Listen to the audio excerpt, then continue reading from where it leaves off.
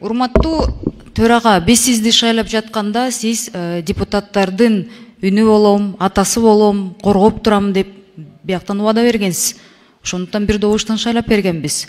Эми кечээкү кабинет боюнча эми ар кандай ой пикирлер болуп атат. Бирок аякта кол койгон Элмира Усеновнамды кеп эмес да. Кабинеттен чыгарып жатканда УКМКнын 2 кызматкери келип маңдайында туруп чыгартышкан. Аны парламентте бүт баары билишет. Анан аялдарга жабышкан деле баарыбыз кыйынбыз. Но дело же не в этой женщине. Бул биринчиси. Экинчиси, Кемпирабадка каршы берген депутаттардын баарына коркут үркүтүүлөр болуп жатат. Сиз унчукпай отура берсеңиздер, ошол 19 депутат биз кейип баштайбыз. Биз сизди эмнеге шайладык? Бизди коргой албасаңыздар. Кстати, у меня вчера было день рождения. Урматтуу Камчек Кыдыршаевич, сизге чоң рахмат. Мен туулган күнүмө берген белеңизди мен эч качан унутпайм. Менин бир тууганыма иш козгойм деп коркуткан УКМК кызматкерлерин мен да унутпайм. Бирок мен 5 октябрда 2020 жылы 2 жылдан кийин парламентке келсем, ушинтип мени УКМК коркутат деп ойлогон эмесмин. Кечээ депутаттар менен сүйлөшсөм, баардыгын тааныш туугандар эмес, жакындарын баарын жумуштан алыптыр. Менин эми жакын туугандар мамлекеттик кызматта жок экен, алыскыларын да жумуштан алып атышыптыр. Эми бул мындай уят нерсе. УКМК ушуга чейин барсаңар, анан оокат бизнесиңер тартып алам десеңер, бул Бакиевдин заманында да мындай болгон эмес. Менин атамды 2005 жылы Бакиевдер атып кеткенде, ошондо бир ушундай ызычы болгон. Жайында 2 ай коркут үркүтүп текшерип чыктыңар. Анда Акылбек Усенбековичтин кабинетине чейин барган, президентке чейин жеткем. Ошондо деген кандай сөз болду эле билесизби, урматтуу төрага? Сурабалдиева деген чүйдүн элин көтөрүп деген митинг даярдап атыптыр деп. Аудиозапись бар деп. Ошол аудиозаписти бергиле десем, Акылбек Усенбековичтин кабинетине барсам, мага кол саат белек кылып, грамота берип, ошентип мындай кутулуп кетирген. Бул сентябрдын аягында бүткөн иш. Мына 2 ай өтө элек, эми УКМК кызматкерлери менин туугандарым бизнестерине келишип, коркутуп атыштыр. Ал кызды тыйынсыз калтырам деп, талаада каласың деп. Мен Кемпирабадка добушту бергенде силер эмне даже видимость демократии не будете создавать? Я понимаю, здесь все боятся, но не до такой же степени. Мы вас для чего избрали спикером? Баардыңар табакташ болуп отуруп алып туруп, анан бизди бир-бирден ушинтип атып эле салбайсыңарбы? Бул эмне деген? 2020 жылдын 5 октябрдын түнү 6 октябрга ким каякта эмне кылып жүргөнү аны калың катмар. Эльвира Сурабалдиева, урматтуу депутатыбыз да, Эльвира Жыгалбековна.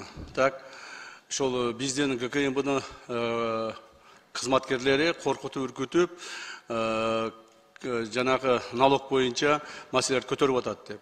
Бул боюнча мен бир пояснение берип коеюн, урматтуу депутаттар. Бул маселе мындай. Эльмира Жыгалбековнанын өзүнүн, бир туугандарынын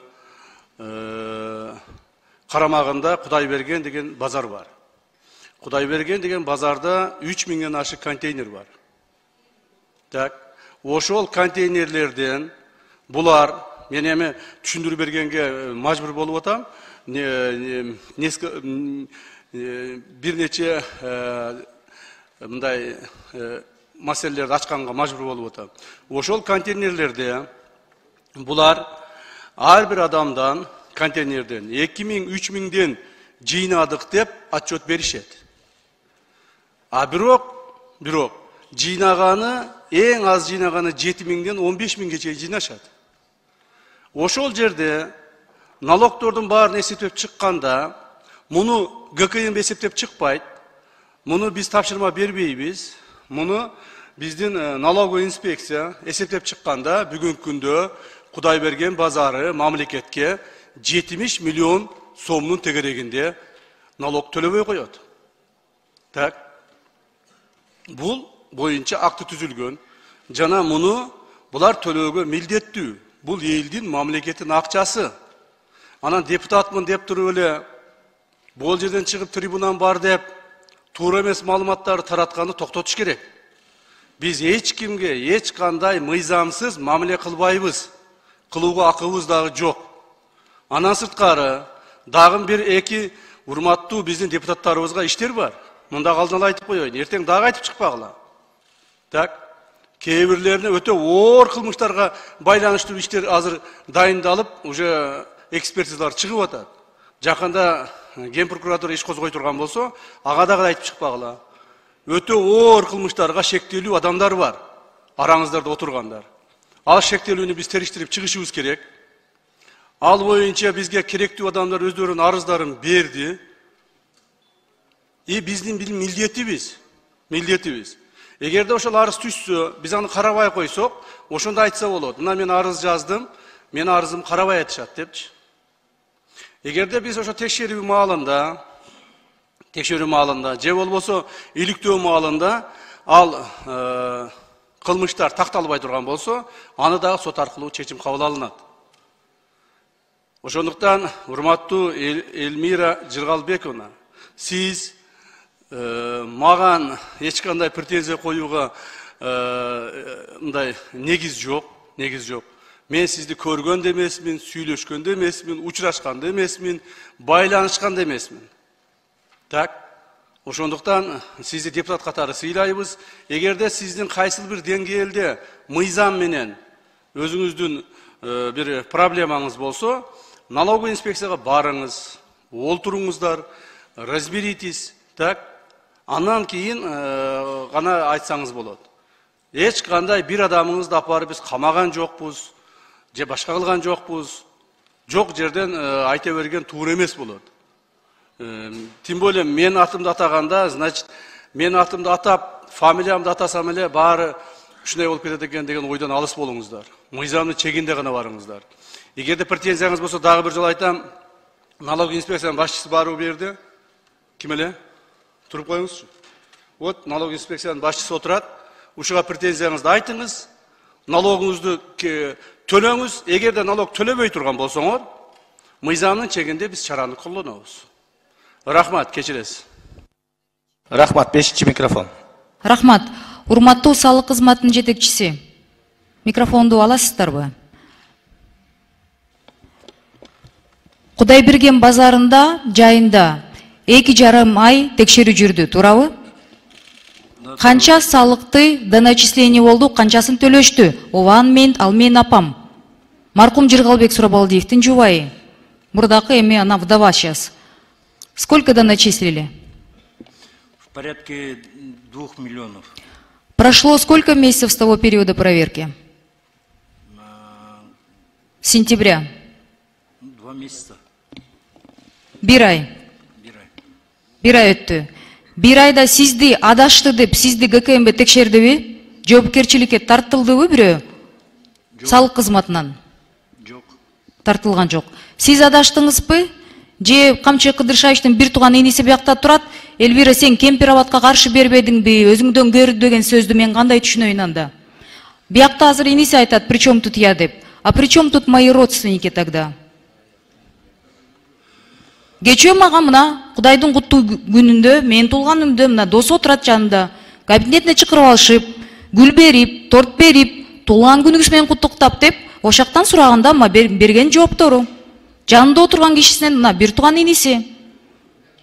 Бул эмне дегендик десем, эми сиз каршы бербедиңизби дейт. Анан менин тиешем жок деп ошентип жооп берет. Жок, салык кызматы биз экөөбүз түшүндүк бирибизди. Бизде, урматтуу төрага, бизде канча президент бар мамлекетибизде?